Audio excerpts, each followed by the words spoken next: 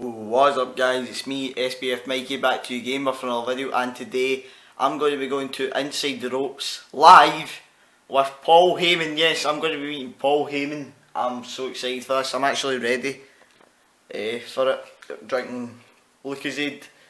Anyway, I've been so excited for this. This is just 4 days before my birthday. And yeah, I'm going to be doing a vlog. You know, the last time I done one of these was Scott Steiner. Inside the Ropes was the last show I went to with Scott Steiner. Awesome show, and I get great views on YouTube. So tell you what I decided to do. Decided to do a video for you guys today. It's a vlog me going to the Heyman show. I'm going to be meeting Paul Heyman. I get 2 autographs from him and 1 photo. I know I'm going to get signed, I've got it in there, I'll show you in a minute. But anyway guys, I will see you in the next clip, I guess. Yeah guys, this is what I'm going to be getting signed. I'm going to be getting, I'm not getting this DVD signed, I'm getting what's inside it signed. Going to get this poster, ECW One Night Stand poster. I'm going to get that signed by Paul Heyman. Open this right there, right, there we go. Yeah, that's what I'm going to be getting signed, that poster right there. I'll probably get me sign it there or whatnot. And this is the other item, it's an 8x10 Heyman, the classic long leather coat with the suit underneath and an ECW hat. Yeah, I'm going to be getting this 8x10 signed. I like this 8x10. It's quite a rare one now. You know, I think Retro Wrestling sold many of these. And I think he got more in and he upped the price for them. And behind there's just the tickets for it. But anyway guys, I will see you either in the car or in the queue, whatnot. But yeah, so I'll see you. Just heading in right now. We're going to queue now. Well, we're driving there then queuing. It's raining outside, so I need to wear a jacket. But anyway guys, I'll probably see you in the queue or sort of in the venue. Oh fuck, it's raining. Right.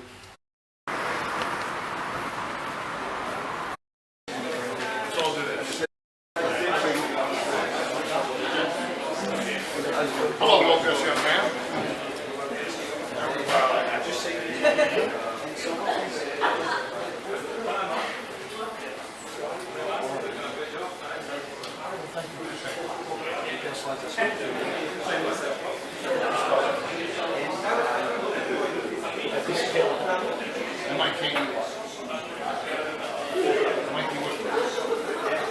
I said that. Look at me. Pleasure to meet you. What does this mean? We did rolling. I was being subtle with the rolling. What? Mikey Whipwreck, rolling. Mickey Maka Mickey Mook. Me and Mook. We're BFFs. We're best friends. Forever and ever and ever and ever. I'll get the hell out of here.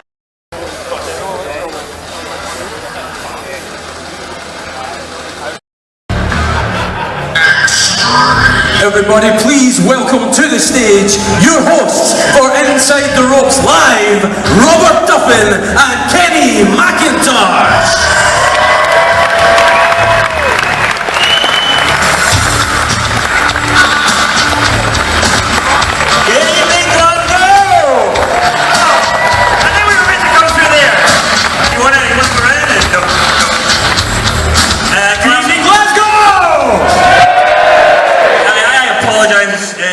I think we are the reigning defending champions of the least cool people to ever walk out to the ECW theme tune.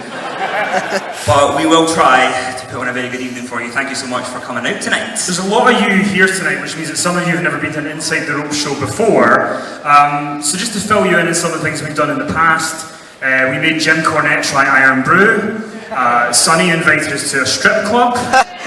Actually, current Sonny invited us to just to elaborate, because I really have to. She went to the doorman and said, I'm WWE legend Sonny. And he was like, what?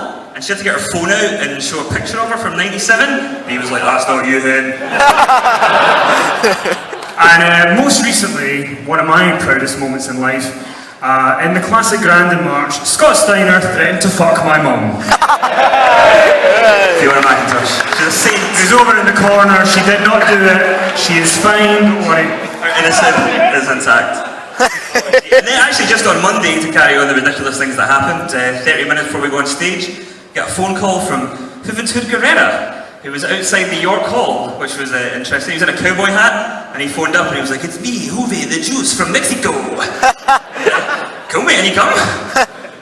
So yeah, we also want to say for our VIPs who are here tonight, we did explain there was a little printer problem, but that has now been fixed, and your pictures will be available over at the merchandise stand at the end of the night. So You'll get them. Go You'll and get them pick tonight. them up. So. Yay! Thank you for your patience. Thank you. Thank you for your patience. We're really happy to We get weren't like ready all along, and we did that to get you to clap now. But You've been swerved. But we did announce on Facebook that, speaking of Facebook actually, in York Hall, some fucker pirated us and live streamed the whole thing. So we wanted to up that game, so now we are live on our Facebook channel for the whole of tonight, so whatever we say, whatever Paul Heyman says, it's going to go all over. Whatever you say, make some Whatever you noise, say, you're on you're Facebook Live! When that light went up, there was literally more people than I thought there was going to be. But we did also announce that we have another guest in August in Glasgow. Yeah. And I feel like we should announce who that Well, is. yeah, I mean, I was asked in the VIP queue, a lot of people have kind of predicted it, because you all are aware that our friends at What Culture are bringing Eric Bischoff over in August. Boo. Jesus. Yay! And they're taking him to London, Manchester, Newcastle. Guys, top 10 reasons What Culture are bought bags for not bringing him to Glasgow. So, your good friends at Inside the Ropes are going to be bringing Eric Bischoff to Glasgow. Can you give them the details? So ladies and gentlemen, Thursday the 25th of August at the Garage, Eric Bischoff is going to be here to answer your questions about WCW, the NWO, and everything else. Eric Bischoff this August! Yay! Oh, fuck that, Virgil was not available. So, just to give you the rundown, Mr. Heyman is in the wings. He's ready to come out. In his mind, you guys are the boss of this show. What you want to happen is what's going to happen. It's a different show every night. So Kenny is going to sit here and...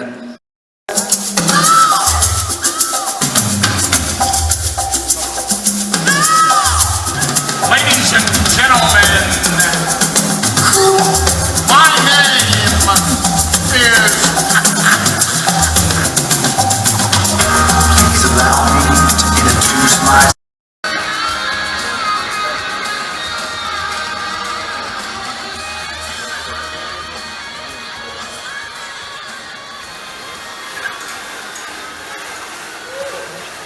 What are you doing? A Bud Films entrance?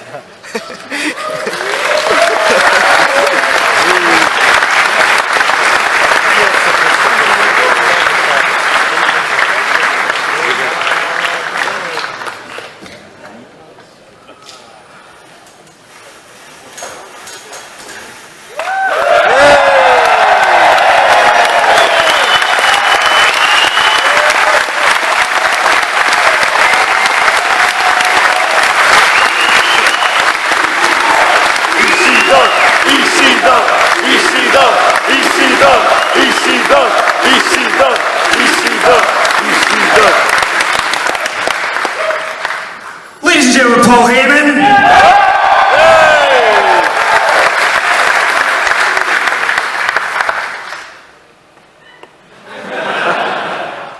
Okay. That's not how you do it. Ladies and gentlemen, my name is Paul Heyman. That's how you fucking do it.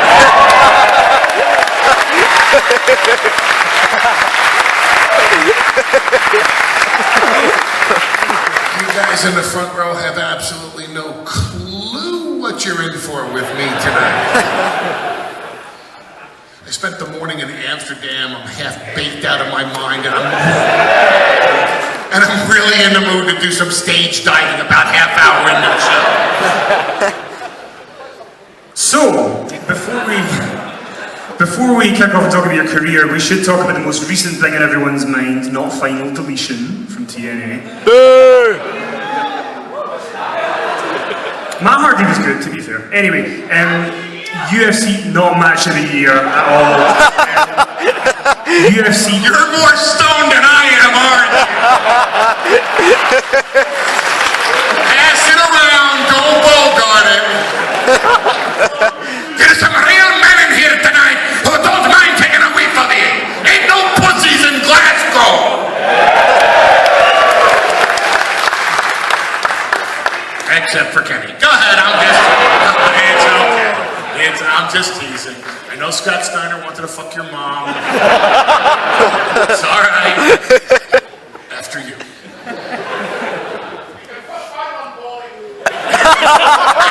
Yeah, I can, but I won't, okay? But thank you for the offer. I appreciate it very much. So from his mother to UFC 200, Brock Lesnar back in the octagon. See, you did that wrong too. The name is not UFC 200. Brock Lesnar. It's not Brock Lesnar. You don't drag the name down. It's not a shithead's name. It's a man's name. It's a beast's name. It's a conqueror's name. And you say it with the violence. That is, I'm spitting all over you. Warned you. It'll be fun though. It's like, does anyone here know Gallagher? Is that like an antiquated reference? The guy who used to pop the balloons and like spray the audience with everything? Nobody knows who the fuck I'm talking about. Back to the subject at hand. My client is a beast. My client is a conqueror. My best friend can kick any one of your best friends' asses. As a matter of fact, my best friend can kick all of your best friends' asses. Why? Because he is the beast of the Proctagon, the conqueror of the streak. My client is Brock Lesnar.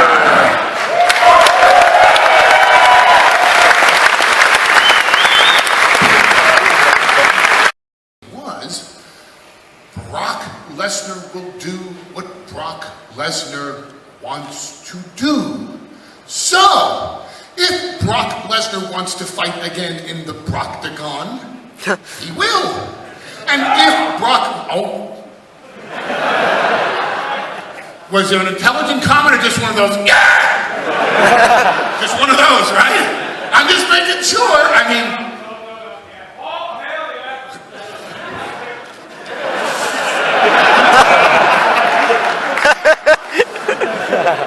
And if Brock Lesnar chooses not to fight in the Proctagon, you're cute, then he won't. It's his decision. He'll make it when he damn well pleases, and when he does, we'll all find out together. And SummerSlam with Randy Orton, what is the strategy for you and Brock going into that against a returning Randy Orton? The strategy against Randy Orton is to avoid the RKO, because whatever you want to say about Randy Orton, he is one RKO away from a victory over anybody, including Brock Lesnar. You can applaud that, that's fine. Or you don't have to applaud it. You don't. Hey, if you want to applaud, you don't feel like don't fucking applaud. Do what you want to do. You're paid to be here. If you want to sit there with your thumbs up your asses. By the way, I have sat in the audience at times with a thumb up my ass. It ain't half bad. Don't knock it till you try it, okay? Sometimes you gotta do that before you do it. Did you think this was gonna be PG rated? Did you say that, you wee boy? Everybody on Facebook Live America standing in practices right now going, bleeple, bleeple, bleeple, bleeple, bleeple.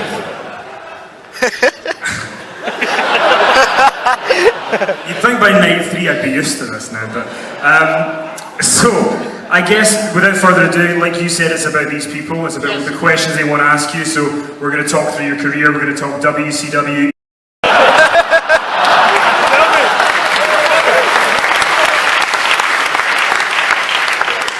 Bless me, Jesus, for I have sinned. And I have encouraged sin for the past 30 years of my life. It's been a long fucking time since my last confession, too.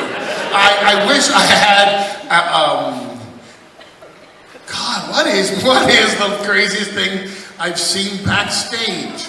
I really don't know. But I don't know. I don't know what I wouldn't even be able to begin to narrow it down to the top 100 crazy things I've seen backstage. Oh my God, I mean, I had a locker, well, put it this way, I had a locker room that had Sonny in it. and I had a locker room that was in Sonny.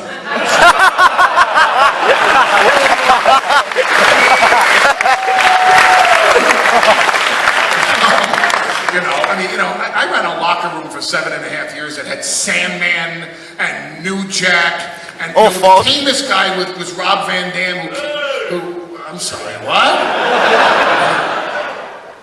Pass it down, bro. Don't bogart. Looking back towards the end of ECW, is there anything you wish different, to maybe extend the run that you had there, or maybe something that you thought, going back, I wish I did this different so that maybe it would have went on a bit longer?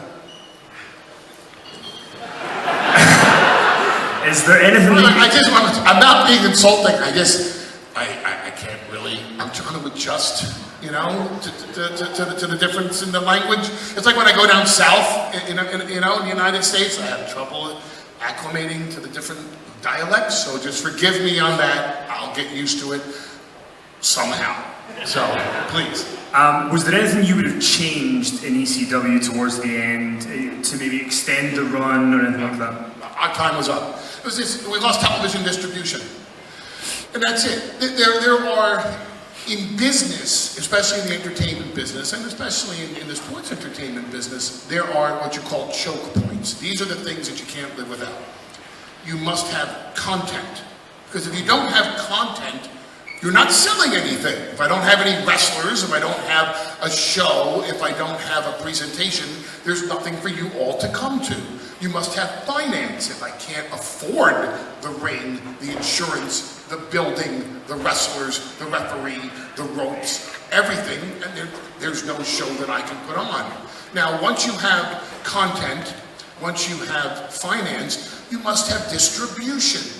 If I don't have distribution, there's no way for you to see my product. I lost distribution. So did WCW at right around the very same time. WCW had finance, they had no distribution. Their content was shitty. Ours was not. When you all get to meet Eric Bischoff, tell him I fucking said so.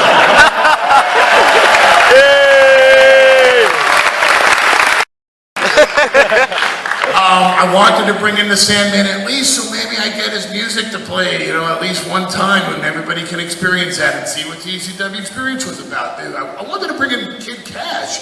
I wanted to bring in Tajiri. I wanted to bring in Spike Dudley. I wanted to bring in Super Crazy. A lot of people I wanted to bring in from ECW. So when they came to me and they said, we're going to do this ECW and add ECW to WCW, and the fucking alliance idea, but still, let's bring in ECW. At least I realized there are a lot of people that I could now get in that I wasn't able to get in before, and that was very intriguing to me, because even if the alliance didn't make it, WWE fans would get their taste of Rob Van Dam, or maybe Sabu, or Joey Styles, or Tommy Dreamer, or the Sandman, or any of these people that truly deserve to play on a global platform.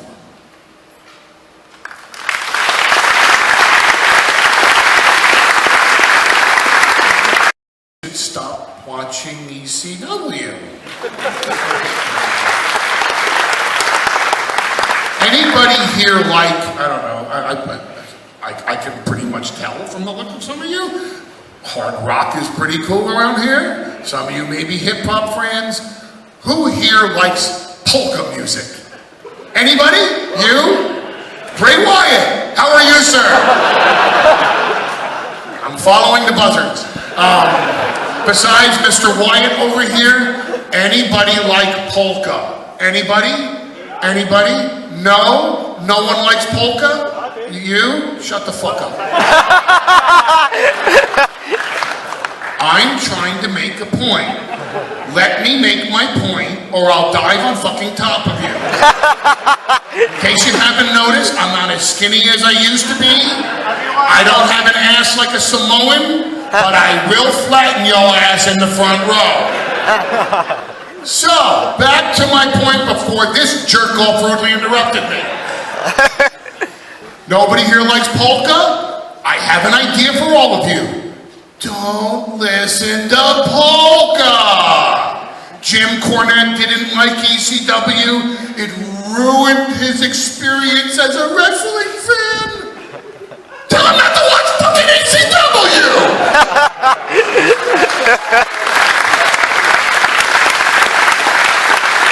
Oh, that's because I can tell the same story over again.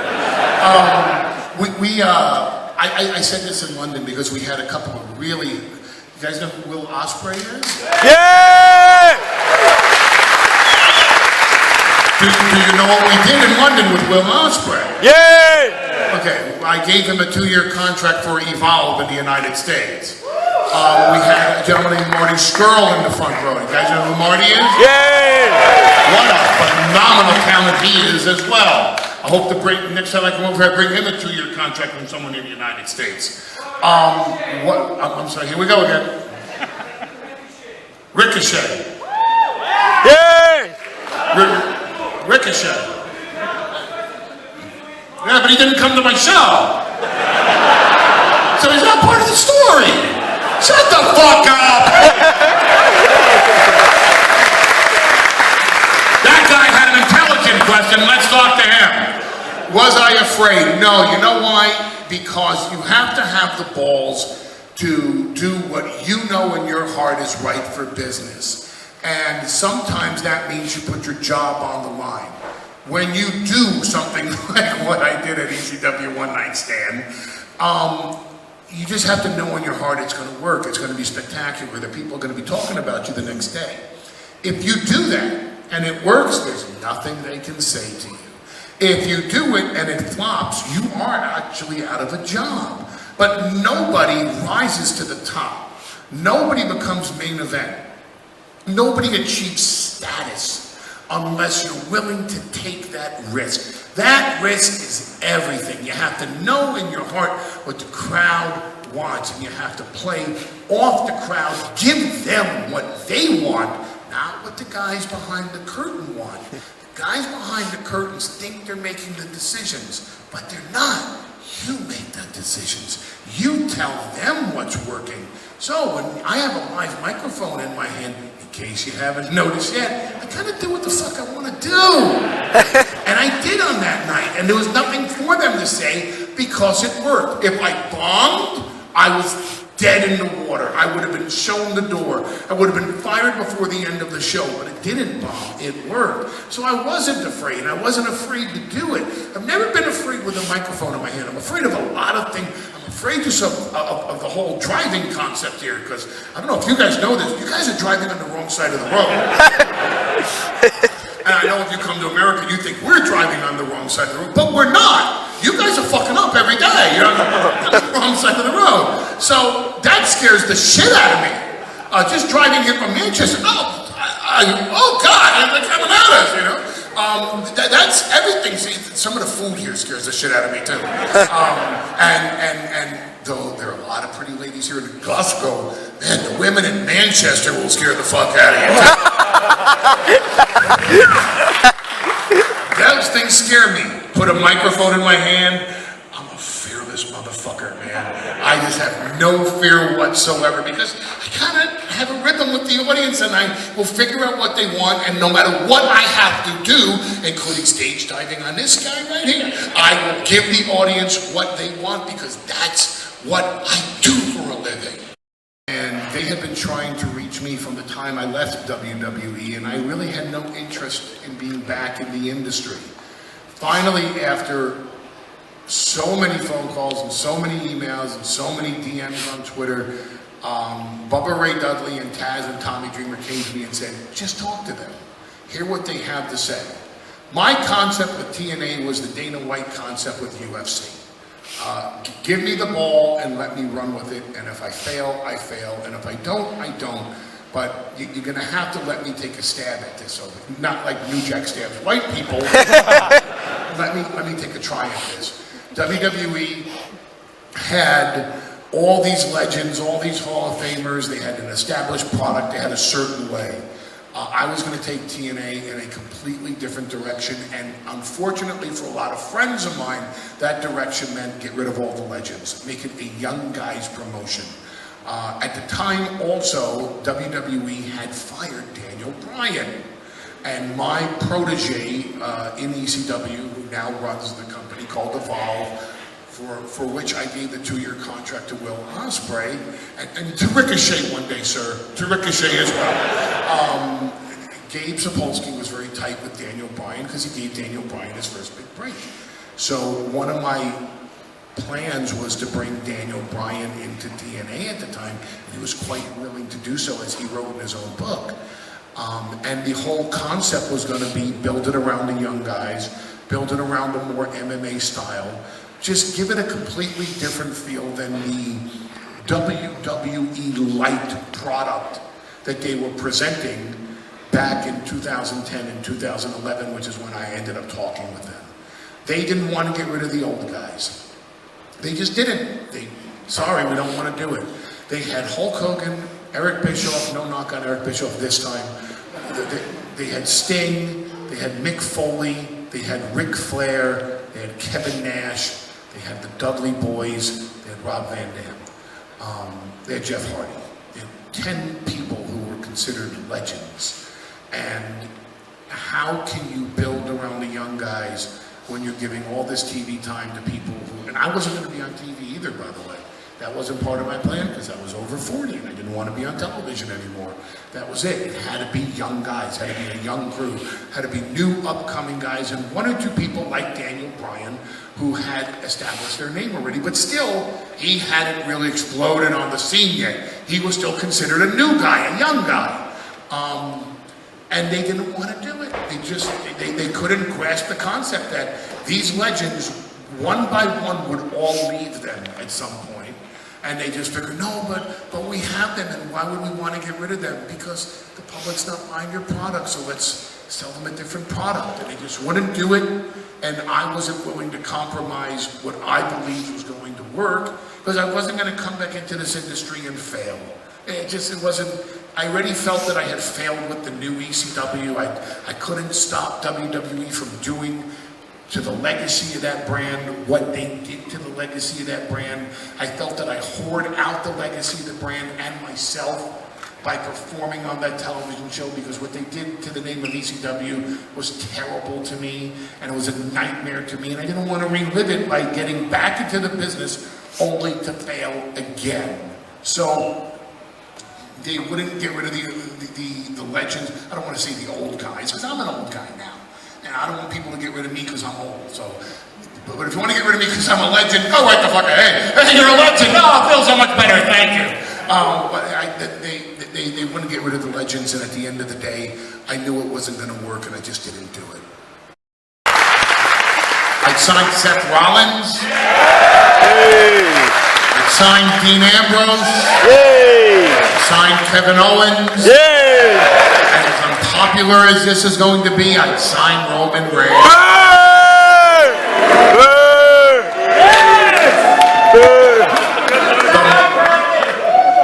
Hold on. Say it. Is Roman Reigns like, what? Do you find Roman Reigns to be eye candy? Hey man, it's okay. He got the Jesus look.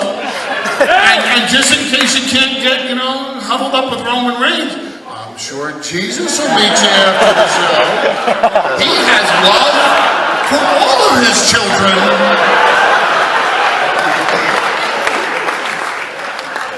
Even you. So, in terms of... so hard to concentrate with you. So, he asked about, current talent going to ECW, but when you went to WWE, you were talking about before, and you were on air, and there was the Alliance, and all that sort of stuff, and then that went away, and you were the head writer for Smackdown, and you created the Smackdown 6, which people have affectionately called it. Yay! And what was funny is, because when the draft happened in 2002, I assume everyone just thought, well, Raw was going to be the A show, and you were not going to agree to that. That was a really interesting opportunity because SmackDown was WWE's bitch. No, it really was. It was the B show. That's what they called it. The announcers were the B team announcers. This show was the B show. It was an afterthought. And what happened was the head of what was then called the UPN network, the United Paramount Network, was a gentleman by the name of Dean Valentine. And Dean Valentine is the one that brought SmackDown onto television. And Dean Valentine was going to leave UPN, and UPN was going to be absorbed. And as part of that deal, a gentleman who is now, by the way, one of the most powerful men in all of television, a guy named Les Moonves, started moving into that position. And Les Moonves has the power to call Vince McMahon and say, not happy with the ratings, bring them up a bit. So Vince McMahon made the decision to let the brands compete with each other. And he gave Raw to a writer by the name of Brian Gewirtz, who now works full-time for Dwayne "The Rock" Johnson. You may have heard of him. And gave SmackDown to me, kind of with a chuckle, like, let's see what you do with this one, Mr. ECW. So I was kind of left to my own devices. And I looked at the roster on Raw and I looked at the roster on SmackDown, and Brian Gewirtz loved to write for Chris Jericho. And I had Jericho on my side, and I also had the Un-Americans. And I liked those guys as well. I liked Christian, I liked Test, and I really liked Lance Storm. I worked with him in ECW. But I didn't really have a role for the Un-Americans because I know how Vince likes to portray that type of presentation, that gimmick. And I didn't want to go there with the show. I was going somewhere else. So I suggested a trade behind the scenes, a legitimate trade between the brands, that we would give up Chris Jericho and the Un-Americans, and SmackDown would get from Raw Eddie Guerrero and Chris Benoit. Ooh, silence. Should I have said Chris Benoit and Eddie Guerrero and said his name last? So we got Benoit and Guerrero, and that enabled me to put Los Guerreros together, Benoit and Kurt Angle together, and I had Edge and Rey Mysterio ready to be a tag team to make them both single stars by making them such a hot tag team. And that enabled me on SmackDown, even though I had The Undertaker, even though I had Brock Lesnar, and even though I had Hulk Hogan on SmackDown, it enabled me to take these 6 stars and intertwine them against each other and move up into the main event, all together at the same time. So on any particular show, I could have Kurt Angle versus Rey Mysterio. What a match. Kurt Angle versus Edge. What a match. Kurt Angle versus Eddie Guerrero. What a match. Kurt Angle versus Chavo. Kurt could carry Chavo.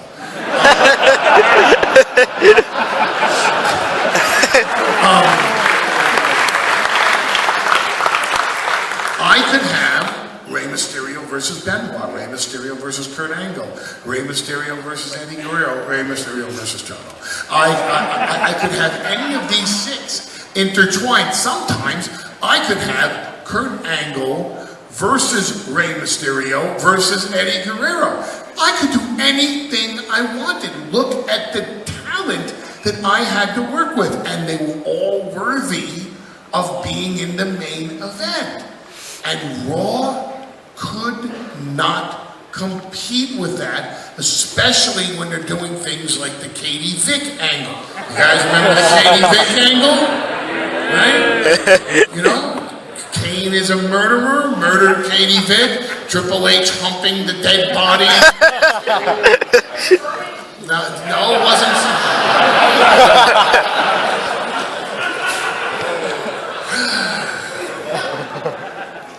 Confess your sins to Jesus.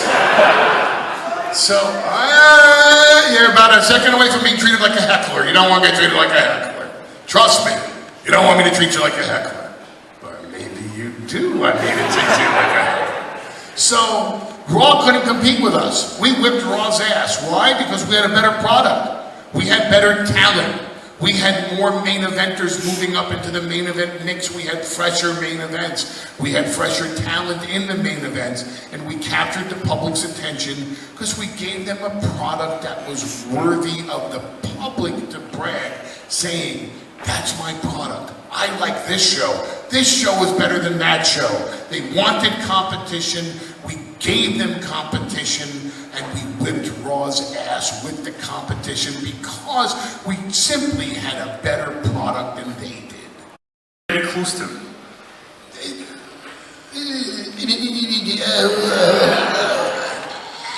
How was it for me? It was challenging. It had nothing to do with me being close to him. That was never a consideration. If you're in this business and you love this business, then everything is fair game. It just is. There's just nothing that's not fair game. It's just, you have to have an uninhibited attitude and an open mind.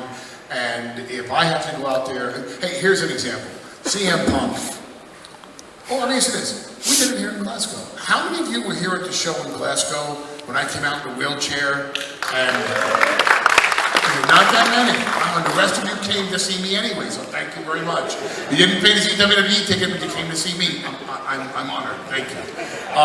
For those of you who were there, tell the truth. He beat the fucking shit out of me with that stick, didn't he? Yeah. I mean, and we were best friends. At least I thought we were best friends.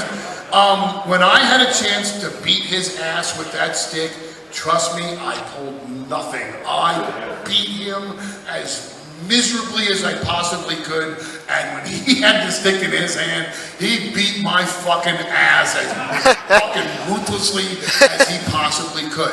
That's this business. You help each other out. You give to your friends. You give to people that you love. You give them ass kickings that they really don't want to take, but they take them anyway because that's to the enjoyment of the crowd.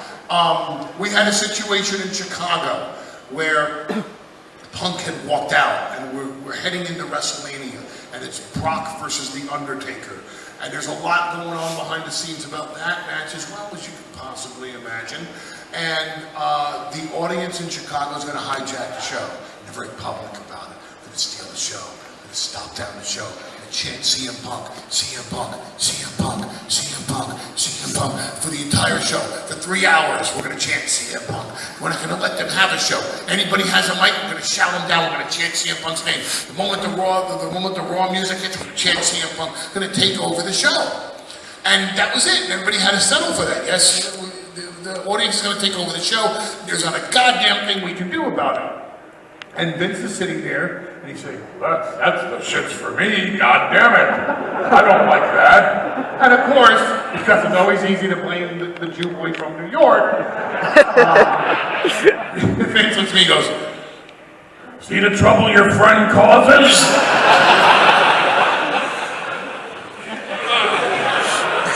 So, just always owning up to the challenge, I said, well, if you want me to do something about it, give me the mic at the beginning of the show in about 15 minutes, and I'll handle it. Having no idea what I'm going to do, but I said, I'll handle it. So Vince said, yeah, you can shout them down, can't you? And I said, no, I'm not going to shout them down. I'll just outsmart them because they ain't going to see me coming. So I went out into this passionate, angry Chicago crowd, pissed off that their guy, their hero, CM Punk was no longer in the company. And I lured them in because that's the name of the game. That's how you play an audience. That's how you command attention. That's the balls that it takes to do something on the mic that you're fearless on.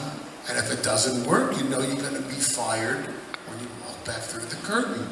And so instead of coming, because here's what they wanted me to do. Oh yeah, CM Punk? CM Punk sucks! CM Punk, he's not here! He quit! He's a coward! He's a dog! He's a piece of shit! Fuck CM Punk! He doesn't, you shouldn't cheer for him anymore! And all that's gonna make them do is chant his name more. So what did I do? I praised him. I'm here tonight to tell you the story about a Paul Heyman guy. Paul Heyman guy they didn't want in WWE. He wasn't big enough to be a WrestleMania main eventer. He didn't have the right looks. He had too many tattoos. They just didn't want him, and he became a star anyway. And I finally let them in on him. I'm here tonight to tell you the story of CM Punk. And just like all of you are leaning in now to listen to me. They listened to me. They stopped chanting CM Punk because they wanted to hear what I had to say. And once I knew that they were listening, I said, and it's time just for somebody to stand up and assign blame for this as to why CM Punk's not here. Because as much as you want him here, I want him here. And they go, oh man, thank God someone's telling the truth. And I say, and there comes a time to say exactly why and who's responsible for CM Punk not being here. And they think I'm going to say like Vince McMahon or Triple H or John Cena or Roman Reigns or somebody. And then I take it and I just go, and that blame falls on each and every one of you. And those people in Chicago are like, you mother.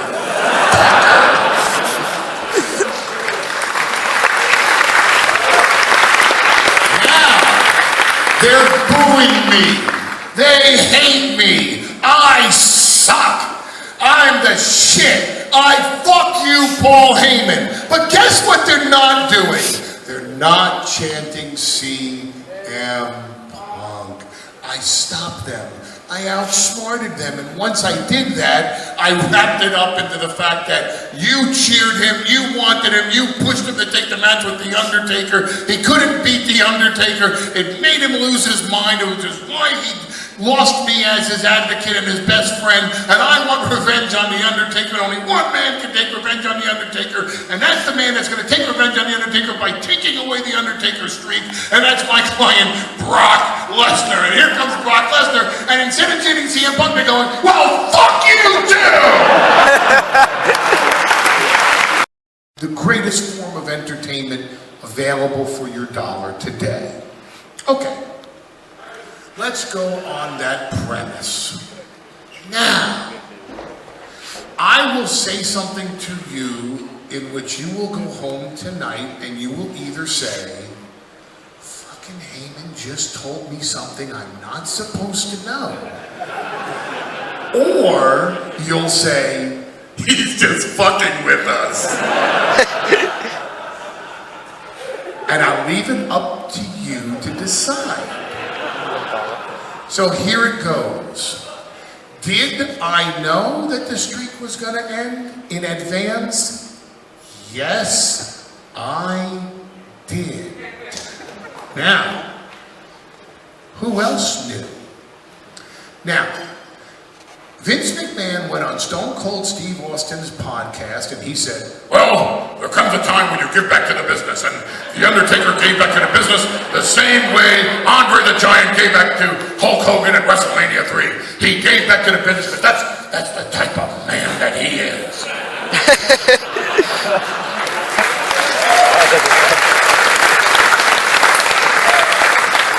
In other words, It's a great answer, but he didn't answer the question that was asked. So, who knew that the streak was going to end? I knew. Brock Lesnar knew. It's obvious the referee didn't know, did he? It's obvious the sound person didn't know, did he? In fact, the only people that can testify in life as to who knew in advance are Vince McMahon, because obviously if he didn't know, it wasn't authorized. The Undertaker, who did collapse backstage the moment he walked through the curtain, who did get taken to the hospital, to such a degree where we didn't know how bad this was, and Vince McMahon left WrestleMania 30 to go to the hospital in the ambulance with The Undertaker.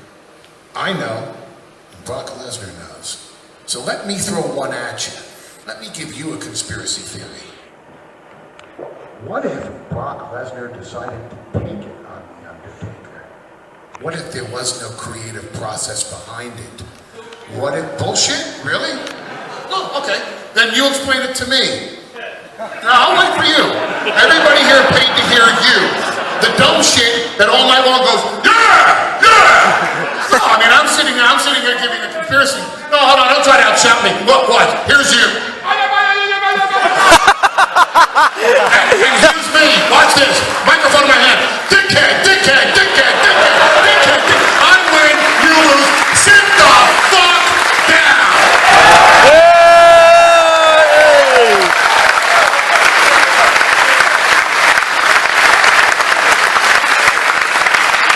So what if? You said, shut up.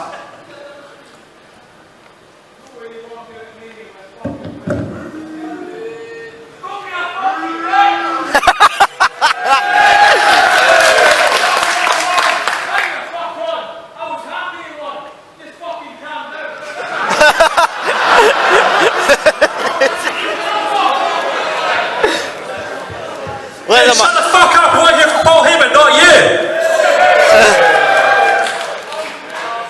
I got a microphone as well, bitch. Now shut up! Sorry.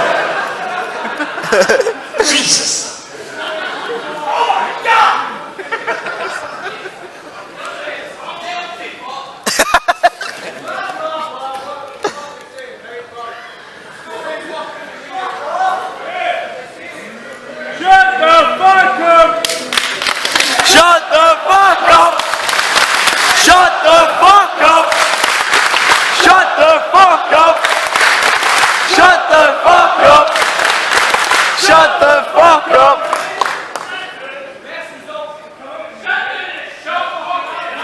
Shut the fucking...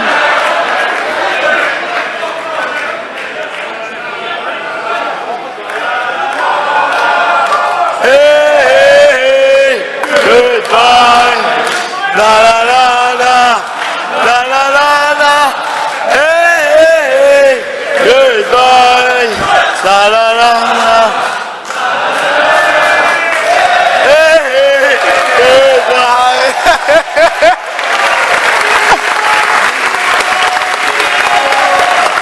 Cheerio, cheerio, cheerio.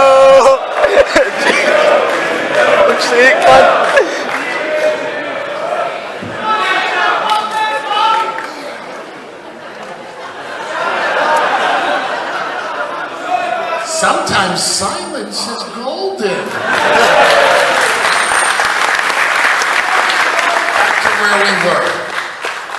Okay, here's a conspiracy theory for you. Let's say that the script said,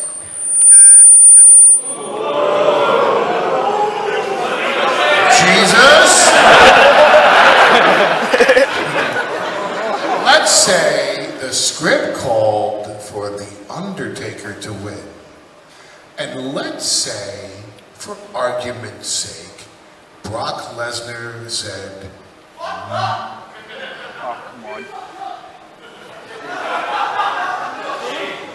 I'll wait for you. No? Let's say Brock Lesnar said, I'm not going to lose.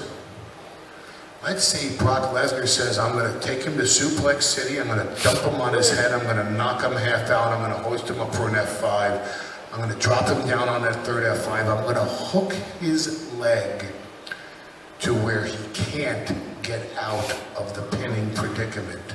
And the referee will have no choice but to count to 3. Now, let's just go on that premise for a moment. What would happen in case that's the truth? Well, they don't have Brock Lesnar's music queued up because he's not supposed to win. So no music would immediately play. What else would happen? The referee would not be sure that he's supposed to raise Brock Lesnar's hand. The Undertaker, who has been knocked out, can't do anything about it. No one can do anything about it. Not even WWE. They can't fire Brock Lesnar because he just conquered the streak. So, based on what I said to the gentleman who asked one of the very first questions, what if on that night Brock Lesnar had the balls to do something that could possibly get him fired, but because it's so newsworthy, they can't fire him? What if Brock Lesnar decided what he said at UFC 200, that Brock Lesnar does what Brock Lesnar wants to do? Because you can't fire him once he beats the streak. It's too big. And what are you going to say? Oh, he took the fall on The Undertaker when he wasn't supposed to? That's the excuse you're going to give on television? Or are you going to let us go on TV the next night, exploit that victory, and let me proclaim my client the 121 and 1? Now, I'm not saying that's what happened. Go ahead, take a shot, have the balls. Activate the body. Activate the body. Activate the body. I don't know what you're saying. I really don't. No, I don't know what you're saying, sir. What is he saying? I don't know. So, I'm not saying that's what happened, but I'm also not saying that's not what happened. My question to you is, am I fucking with you? Or am I telling you something that I'm not supposed to tell you? Don't mind? Don't mind. First of all, thank you for letting us be in your house tonight.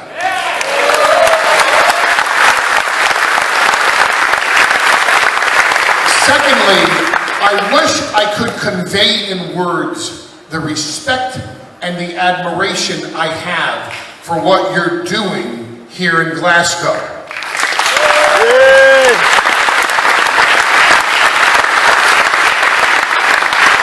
You got no idea what it takes to put everything you have into building a promotion. I spent 7.5 years of my life, at which time, for those 7.5 years, I didn't dare keep a girlfriend. I wouldn't dare consider having children, so I didn't give my parents grandchildren. My life was ECW. That man's life is ICW.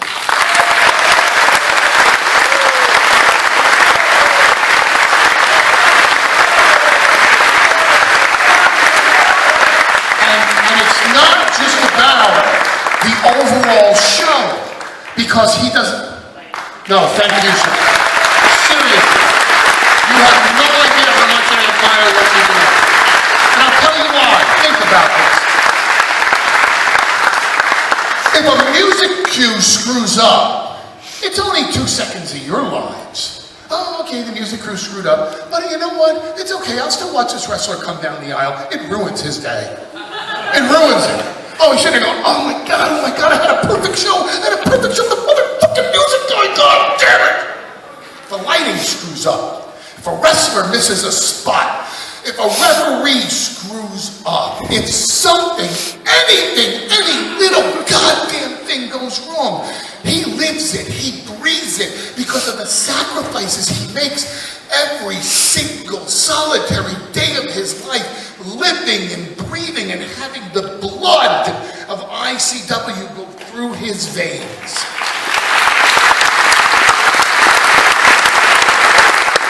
You're building something special. I hear from Drew Galloway. He tells me it's something special.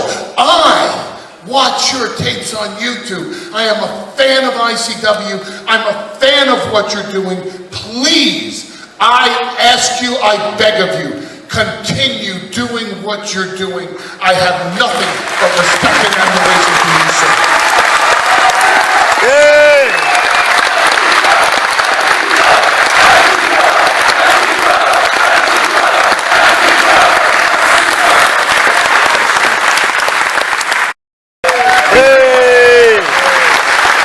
It wasn't a Stone Cold Steve Austin, it wasn't Mick Foley, it was Paul Heyman. He's one of the greatest talkers of all time. I'm so thankful he did this with us. It would have killed us to see him do it elsewhere. So thank you, Paul Heyman. Thank you, Paulie! Thank you, Paulie! Thank you, Paulie! Thank you, Paulie! Thank you, Paulie! Thank you to Paul Heyman for doing this, and thank you to Glasgow for selling out. So ladies and gentlemen, I give you for the final time... No, wait, before we go. Do you think you would ever come back? Yes! Yes! Yes! Yes! Yes! Yes! Yes! Yes! Yes! I see Dub! Jesus, may I come back? Jesus has blessed my return. Until next time. Wait. Until next time. You don't wrap it up. What?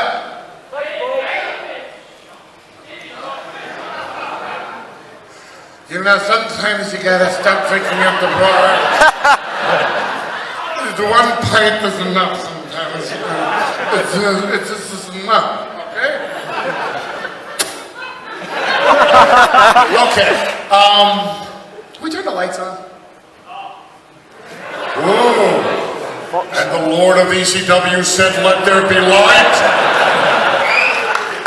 And Jesus gave him light. Okay. How many...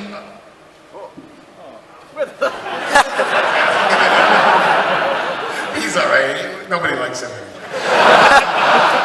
How many of you watch this little YouTube shtick I do called the Heyman Hustle? I do.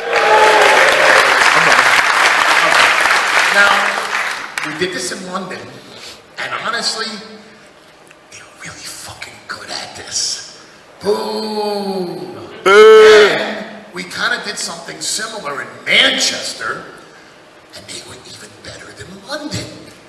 So, it's kind of my way of saying thank you. The reason why is, this is the most intimate setting I have. I usually walk out on television with my beast, my conqueror, Brock Lesnar. I talk in an arena with anywhere between 12 and 20,000, 100,000 people at WrestleMania, and I do my shtick, and that's it. I'm done for the night. There's nothing. It's not intimate. It's not personal. The last really intimate setting I had was in ECW because that was my life. That was my audience. We all got a chance to make eye contact with each other and love each other with a passion of love for the most violent fucking product that was imaginable at the time. Very psychologically fucked up, okay? So, I hate goodbyes. And I don't want to stand up here and go, thank you, ladies and gentlemen, and good night, Glasgow. can just walk off and I'm done. It's too intimate. I hate saying goodbye. I wish I could hug every one of you, especially you, by the way. That's not possible either. So, how would you all like to be on the Heyman Hustle? Yay! Where's Ari Dalton? Come here. Ladies and gentlemen, live from the United States. We're half the you underneath flying to WrestleMania anyway. This is Ari Dalton. Ari Dalton shoots 9 out of 10 episodes of the Heyman Hustle that you get to see. Really badass fucking videographer. So, see how quiet everybody is? That's not how I want to end the evening. That's not how you want to end the evening. We want to end the evening fucking crazy, don't we? Yay! Now, can't get Sonny to blow each and every one of you. And most of you probably have looked at her recently and don't want her to anyway. Bischoff will be available for these services. Please tell him I said so. Now,